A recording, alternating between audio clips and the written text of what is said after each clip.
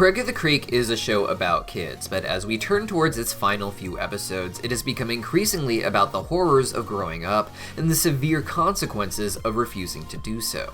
A few viewers have been asking me to respond to the episode Craig of the Future, which focuses heavily on these ideas by showing a flash forward of what Craig, JP, and Kelsey will be like in the future, where they are all happy high schoolers but no longer friends and in fact feel awkward when they bump into each other. Most children's shows like Craig of the Creek are premised on these sort of perfect childhood friendships, stories about people who will be friends forever, and with animation not showcasing the actual aging of a character, it makes them seem endlessly children as well. This has thematically tied the idea of friendship to childishness in the mind of viewers when it comes to cartoons, and a lot of our later cartoons are about deconstructing this idea, such as Craig of the Creek is doing. Growing up in the show is marked by leaving the creek itself, which is largely a children's playground with virtually no adult supervision. It is considered taboo for high schoolers to play there, not to hang out there like the witches do as outcasts just trying to find a fun place to vibe, but the other high schoolers who hang out there really do just play there like children. These are the Elders of the Creek, called Elders because they are the only high schoolers there and have the most knowledge of the history of the creek, what with their own friends growing up and moving on to college at this point, such as the King of the Creek, Kenneth. Craig of the Creek tackles the idea of growing up with several different threads, each showcasing its own little time period. Craig, of course, is not going into high school quite yet, so isn't really about to lose everything, but he is at an age where that is approaching, and he's starting to realize his time is extremely limited. Every moment matters now, and every moment Craig loses with his friends and with his playtime is a moment that brings them closer to their new friends and their new destinations. Craig started his search for Kenneth's cube, hoping to just have a great adventure with his friends, but as time went on, he realized that friends grow up, grow apart, get mad, and some mature while others get left behind and still play in the creek. This is of course a reference to Kenneth himself, who left the creek in high school and went on to college afterwards with a seemingly continual popularity streak. Craig and Kenneth are presented as very similar, with Kenneth being the ideal outcome that Craig could have. In a recent episode, Craig met Kenneth at his college and was surprised to see it as a place that could be cool and fun while still working towards a real future. Kenneth gives Craig the impression that he can retain his sense of fun and adventure and take that out into the world as an adult, and like Kenneth, not be treated like a child, but like a king, someone to aspire to be like. Kenneth is only this way because he really embodies what it means to grow up, however, and that means leaving behind the things that drag you down, even if it's your childhood friends, and that isn't always a bad thing. Deep in the past of the creek, Kenneth was friends with the Elders, back when they were all just kids. It wasn't until the overpass was built that Kenneth was separated from his friends, with most kids finding it too dangerous or beyond their parents' boundaries to travel past. Suddenly, Kenneth would be separated from the people he just happened to run into outside every day, people he had a 4-piece friendship necklace with.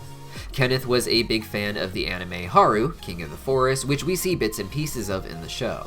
It focuses on a little boy who is treated like a king by all of the random magical creatures that live in a forest, and as such, it really just becomes his duty to protect them more than it is their job to actually serve him. However, when something ominous is happening to the forest, Haru has to give something up to the heart of the forest, a sort of heart-shaped pond used as a wishing well if Haru makes a great sacrifice first.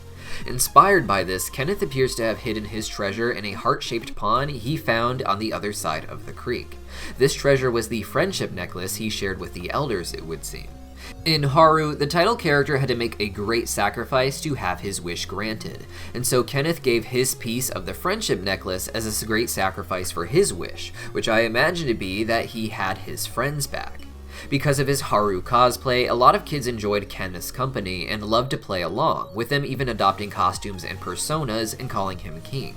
He became the King of the Creek after making that wish and understood the great symbolic nature of what he had done. He had not replaced his friends, but had grown up and continued to make memories with amazing people everywhere he went.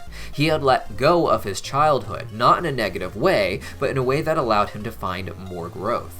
Without his friends, the Elders of the Creek, he never would have made that wish. He would have never felt the pain of just wanting to be with the people you love and then finding out that there are more and more of them in the world if you're willing to go out there and meet them. But the Elders didn't follow this same pattern. Elder Mark is the leader of the elders, but he's the most immature. He's there to play his games, and he just wants people to fall in line with exactly what he wants, the most selfish, childlike form of play, where no one else even has any free will. When Mark reconnects with Kenneth, he resents him for how much he has changed, not having any anime merchandise or nerd stuff in his dorm room, and especially not his friendship necklace. What Mark really sees is that Kenneth has matured in a way that Mark has not. Kenneth retains a lot of his youthfulness, but that doesn't materialize as crazes for fandoms or using them to create his identity. Kenneth doesn't play pretend, he just uses the pretend he had as a kid to inform his actions as an adult, to act like a king not just in a playful way, but in a way that is to be of service to other people and help them find their own worth. Another elder, David, has left the creek as well, joining the goth girls at the smoothie store, which was the event that really led Craig to think about how they might be when they grow up. Now, the vision of the future we get in this episode is from the witches, so it could be absolutely a lie, or it could be true, with the girls even joking in the show themselves about how sometimes they think they might actually have magic with the way the coincidences all seem to line up. I personally imagine that the future visions will be somewhat accurate, but that the gang will still be friends in high school, even if it's not as connected as before, with the understanding being there that they still might grow apart in the future.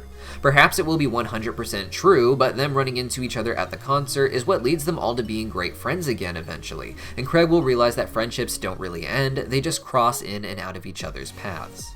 Of course, the show is also foreshadowing a potential dark ending for Craig, not one that he will actually go to, but one that exists as a big threat in Craig's development, which is represented by King Xavier, who we recently learned was the Red Poncho and not Maya. Xavier is the corruption of Kenneth. Xavier is what happens when you inherit a crown that someone like Kenneth truly didn't even earn, but rather had to actually construct. Kenneth was the natural leader for the best of reasons, and passing that down from generation to generation led to a sense of entitlement and tyranny with Xavier. Xavier lost the Capture the Flag War, losing his throne, and now wants to find the Heart of the Forest because he believes it has the power to make him king again. Craig wants it because he now believes that he can wish that his friends will never leave him, and with that, he still wants that to mean staying in the creek and just going on adventures forever. Craig spends the most recent episode trying to hang out with his friends as they invest more and more of their energy into new relationships that are naturally unwelcoming to Craig. Craig, Kelsey, and JP have a great balance as friends in the creek, but when they get different friends, it's because they fulfill needs that Craig and the creek cannot. With Kelsey, she gets her love for books really appreciated by Stax at the library, and with JP, he gets his love of dumb things really appreciated by Omar, and Craig is just kind of two in the middle to truly appreciate either of them on their level.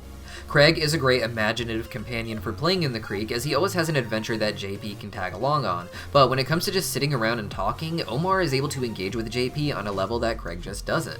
And in high school, that translates to JP and Omar just hanging out together more and more. Craig himself has even begun to expand his friend circle, taking weeks out of his life to focus on winning a jump rope competition with the Ice Pop Trio and their new addition, Diane.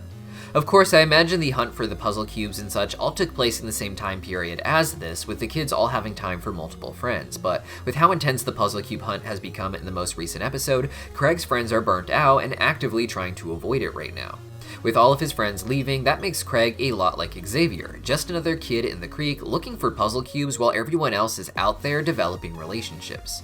Craig and Xavier are not here for fun, they are here trying desperately to achieve something that will make them feel like their childhoods were worth something, and perhaps attain some sort of power or novelty that allows them to maintain their sense of childhood for at least a little longer. While the Heart of the Forest may not really grant wishes, finding something epic and completing the mystery is something that Craig feels may cement his friends together, but now that he is teaming up with Xavier, one of two things will happen. In the end, what will probably happen is Xavier, I think, will learn to grow. He and Craig will become friends, and they will together realize that they were holding on to unhealthy, childish ideas that were making them fight, when in reality they could have been friends from the beginning. But the option they are dangling in front of us is that Xavier corrupts Craig, that Craig essentially becomes Xavier instead of like Kenneth, becoming a child who refuses to grow up and just wants everyone to play along with his own games. It is probably by continuing with his cringy behavior that we see in this episode that he will see his friends becoming like Kenneth as they approach the heart of the forest. And in the end, I think Craig will make the right decision and make a wish, no matter what it is, that is backed by the feeling of being ready to grow up and become his own person, and be with the new people in his life who appreciate him and who he is coming to appreciate. Because while Craig says he wants his friends to stay his friends, it's not bringing him joy the way it did before. And perhaps the scariest thing that Craig will need to address is that he does actually want them all to move on, and wanting that is actually what makes it even more painful. Because it doesn't mean he loves his friends less, but when he's with Wildernessa, it seems like he's ready to just feel that love again, and ready to stop trying to force that love from people who are starting to realize that they have needs that Craig doesn't meet either. But what do you guys think? Let me know your thoughts in the comments down below, and if you'd like to win some of those prizes, come on down to the Cartoon Universe Discord server. You could win a $100 Amazon or Shark Robot gift card, which can be used at the Hell of a Boss merchandise store. We're also giving away 5 autograph prints from your favorite cartoon voice actors that you can select for yourself. All you need to do is join our Discord, which is linked in the description below, or use our custom Discord code, CartoonUV.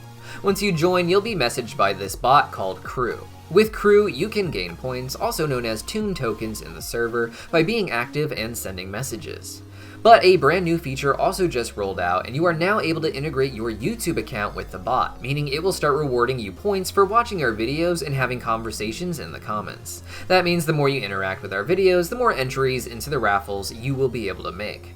You can purchase these prizes from the rewards shop channel in our server, or use the /shop command in bot talk. And real quick, we just drew a winner from our raffle. So one of those $100 Amazon gift cards is going to our Discord friend, Rubsa Star Cosley. I don't think I'm pronouncing that right, and I don't think I ever will. Congratulations! And that leaves only 2 more Amazon gift cards, 2 $100 Shark Robot gift cards, and 5 possible winners that can get a signed print from their favorite voice actors. See you guys in the server.